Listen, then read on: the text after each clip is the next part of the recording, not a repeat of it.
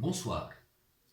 Je vous propose une méthode pour calculer la dérivée d'une fonction rationnelle. On va commencer par f de x égale x à la puissance 4 moins x à la puissance 3 plus 3x carré plus 5 divisé par x à la puissance 3 moins x carré plus 2x moins 1. Comme vous le savez très bien, f' de x est égal à un polynôme n de x sur le dénominateur au carré.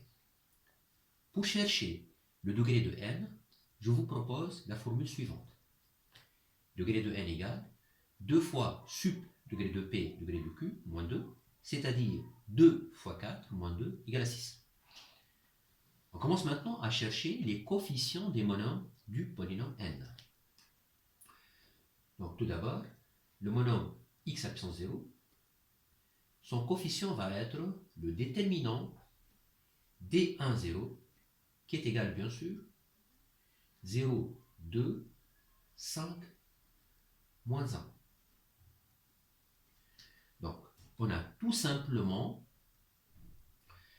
placé les coefficients du monôme x à la puissance 1 du numérateur et du dénominateur, c'est-à-dire 0 et 2, et les coefficients du monôme x à la puissance 0, c'est-à-dire 5 et moins 1.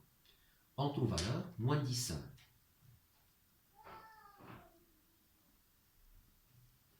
On passe à x à la puissance 1.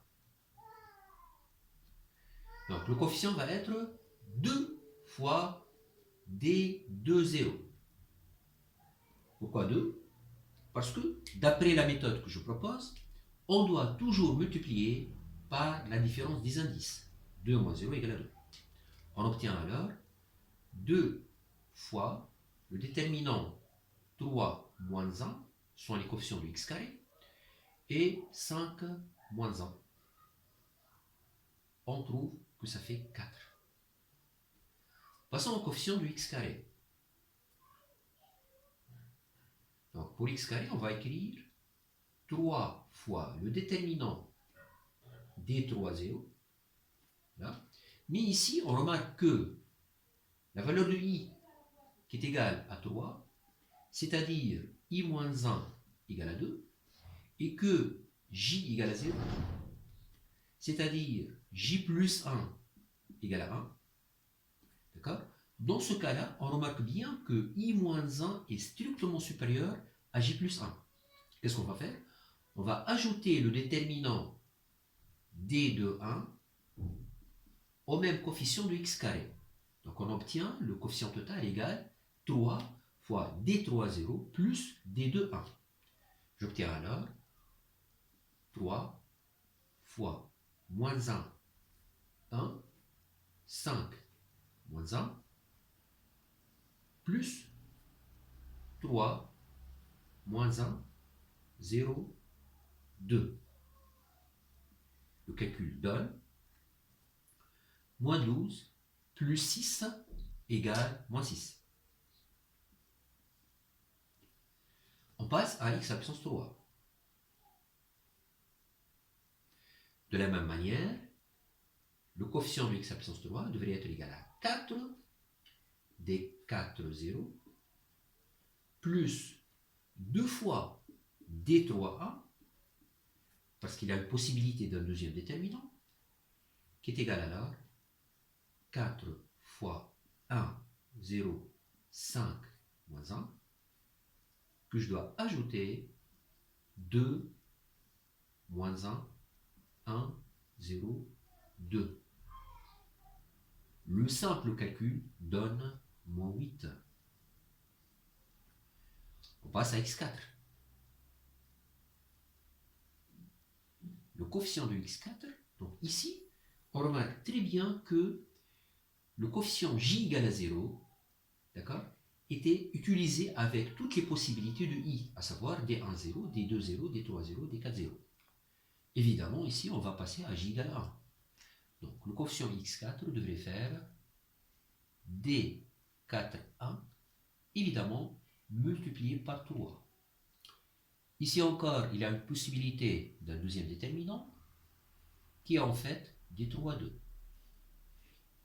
J'obtiens alors 3 fois 1, 0, 0, 2,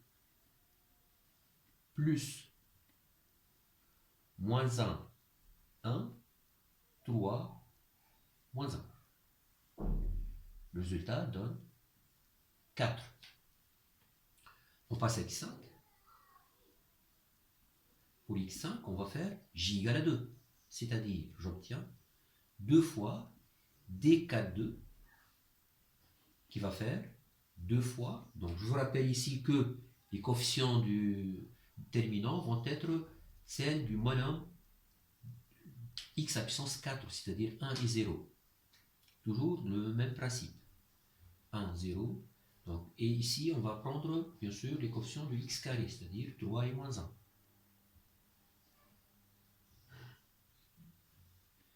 Et voilà, je trouve moins 2. Le dernier coefficient, x à puissance 6,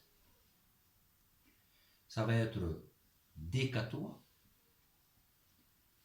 c'est-à-dire tout simplement le déterminant 1, 0, moins 1, 1, qui est égal à 1. Voilà tous les coefficients. Il ne reste maintenant qu'à écrire f' de x. Donc j'obtiens f' de x égale x à la puissance 6 moins 2 x à la puissance 5 plus 4 x à la puissance 4 moins 8 x au cube moins 6 x carré plus 4x moins 10. Divisé évidemment par x à la puissance 3 moins x au carré plus 2x moins 1 le tout au carré. Voilà la méthode. J'espère que vous avez compris ces étapes. Merci beaucoup. À la prochaine fois.